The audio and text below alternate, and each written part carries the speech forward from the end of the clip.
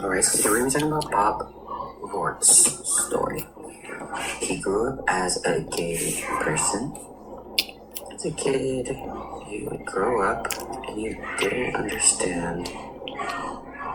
Also, he dated a girl in high school and he realized I was gay. And the light bulb went off. There was not really access to information back in the 1970s. There were no computers, there was no internet, there was no Google on the news, and I thought there wasn't information. I felt so lonely. And I looked through the phone book, the yellow pages, the bulky papers, and I flipped through them, and there was no information about gay. One day, I was reading the newspaper article, and it was a paper about being gay, so I went to the room, and I ran to the room, and I closed the door, and I read every word, and I realized there were many people out there, and I wasn't the only one. There was gay bars. I found the address in my parents' home area. And I borrow my parents' car and visit my deaf friend, but I was actually going to the bar. As I walked in, it felt like many people looked at me, but really, it was just like one or two people, but it wasn't a big deal. It felt that way because it's my first time stepping out, coming out as a gay man.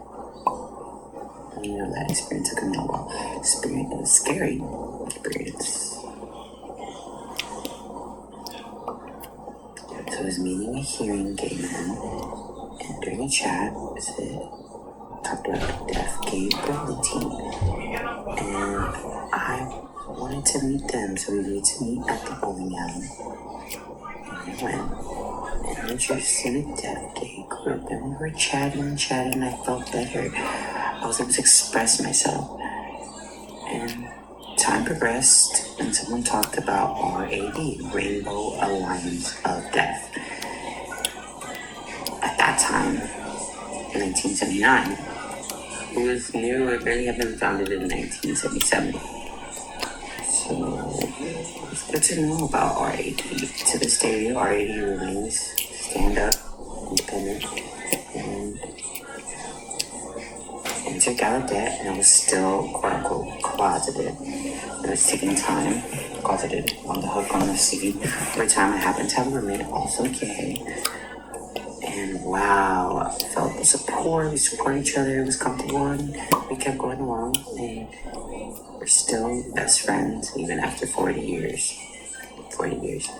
Having such good support was really important at that time, so at the time, more deaf gay friends got to pop up closet. My family still hadn't known. They didn't know.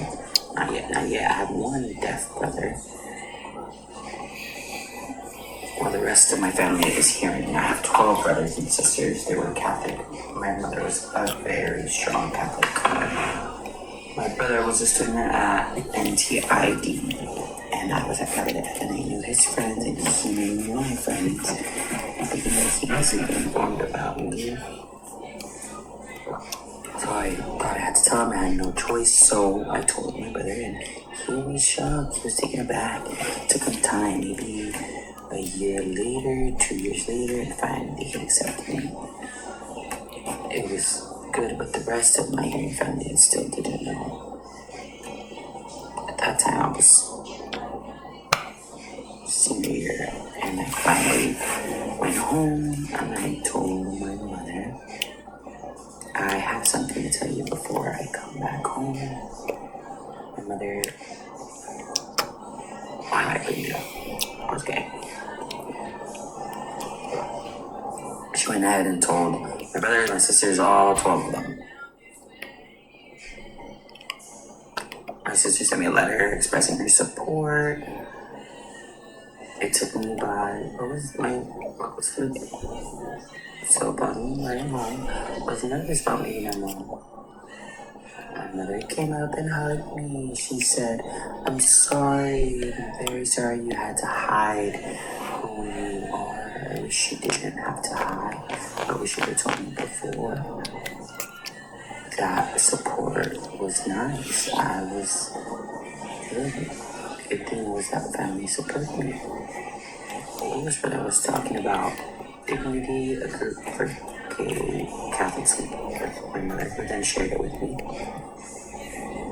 The conversation got me quiet. I wondered how she knew that it was my brother. It was pleasant and good. What's a tip for people who want to come up? First, look at yourself. Analyze yourself, understand yourself, accept yourself. Read information related to being gay. Make friends, build your support system before coming out to your family. It's better to be prepared for their reaction. Emotionally prepared, maybe disappointment or upset. Responses may be received. Be sure of yourself, and things will get better for sure. Good luck. Thank you for watching, says